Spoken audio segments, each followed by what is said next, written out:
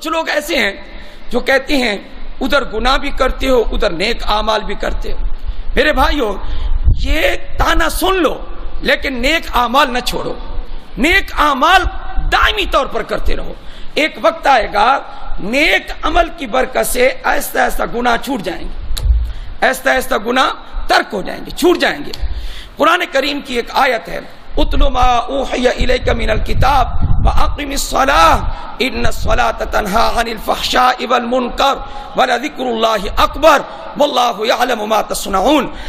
21ویں پارے کی پہلی آیت ہے جس میں حکم ہے قرآن کریم کی تلاوت کرتے رہو, نماز قائم کرتے رہو اور اللہ کا ذکر کرتے رہو. نماز بے شک یہ بے حیائی سے گناہوں سے روکنے والی ہے اور اللہ کا ذکر سب سے بڑی چیز ہے. جو کچھ تم کرتے ہو اللہ جانتا ہے.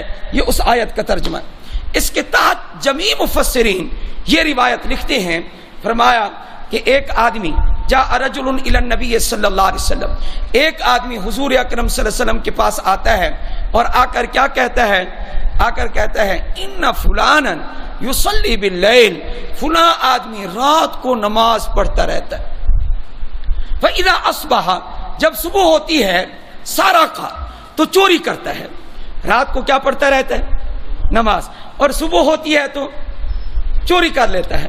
یہ ایک آدمی نے, صحابی نے شکایت لگائی ایک آدمی کی, نماز بھی پڑھتا ہے چوری بھی کرتا ہے, نماز بھی پڑھتا ہے چوری بھی کرتا ہے.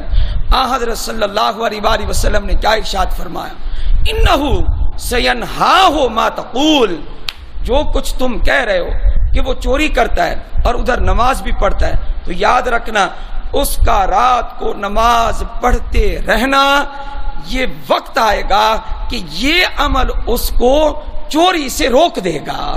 اس لیے کہ نماز میں تاثیر ہے کہ نماز گناہوں سے اور بے حیائی کے کاموں سے روکتی ہے. تو نبی کریم صلی اللہ علیہ وسلم نے یہ تو نہیں فرمایا اس کی نماز کا کوئی فائدہ نہیں ہے, اس کے نیک عمل کا کوئی فائدہ نہیں ہے, یعنی کچھ نہیں ہے, کچھ نہیں ہے, چھوڑ دو. اگر تم گناہ کرتے ہو تو نماز کیوں پڑھتے ہو, پھر ادھر نماز پڑھتے ہو ادھر گناہ کرتے ہو. نبی کریم صلی اللہ علیہ وسلم نے یہ نہیں فرمایا, بلکہ آپ علیہ السلام نے کیا فرمایا, اس صحابی کو کہہ دیا, فرمایا جو کچھ تم کہہ رہے ہو کہ وہ چوری کرتا ہے ادھر نماز بھی تو پڑھتا ہے, تو نماز پڑھنا اس کو چوری سے روک دے گا. سینہاہ ما تقول. ایک بات یاد رکھنا میرے بھائیوں, اگر تم نوافل نہیں پڑھ سکتے, تمہارے پاس ٹائم نہیں ہے, حالانکہ حدیث میں بیان کر چکا کہ حضرت صلی اللہ علیہ وسلم رات کے وقت کبھی بیمار ہو جاتے یا آپ علیہ السلام کی آنکھ لگ جاتی اور تہجد کی نماز نہ پڑھ سکتے کبھی کبھار, تو آپ کا عمل کیا تھا؟ میں نے حدیث سنائی ہے, یاد ہوگا, دن کو کتنی رکعتیں پڑھ لیتے تھے نفل؟ 12 رکعت. حدیثیں یاد رکھا کریں انشاءاللہ. بخاری مسلم کی حدیثیں میں آپ کو سنا رہا ہوں. فرمایا کہ 12 رکعت آپ صلی اللہ علیہ وسلم پڑھ لیتے تھے. اس سے کیا معلوم ہوا کہ نوافل کی بھی کوئی اہمیت ہے یا نہیں ہے, نوافل کا بھی کوئی مقام ہے یا نہیں ہے. یہ تو نفل ہیں, یہ نفل نماز ہے.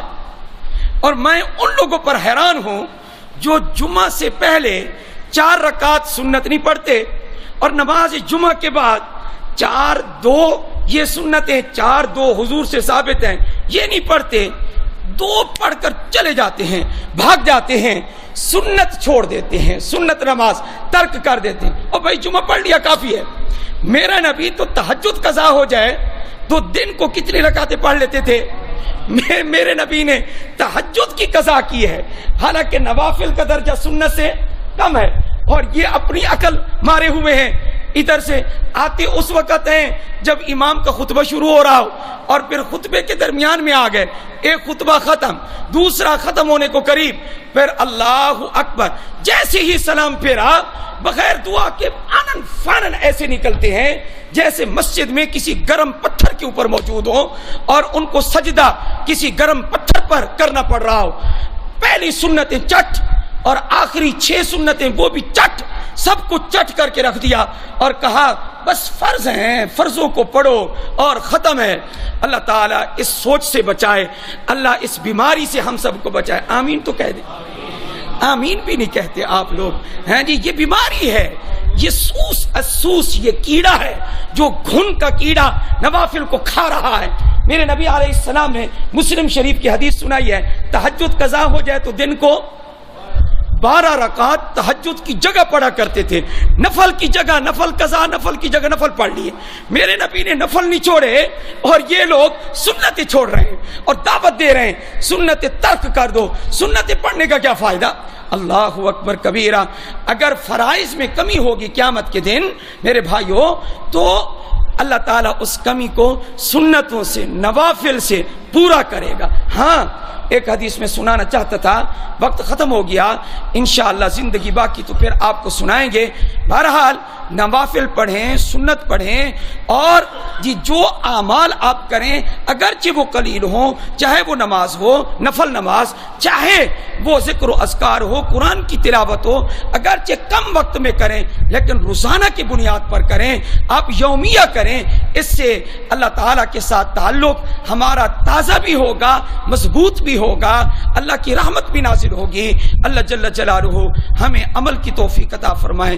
وآخر دعوانا ان الحمد للہ رب العالمین۔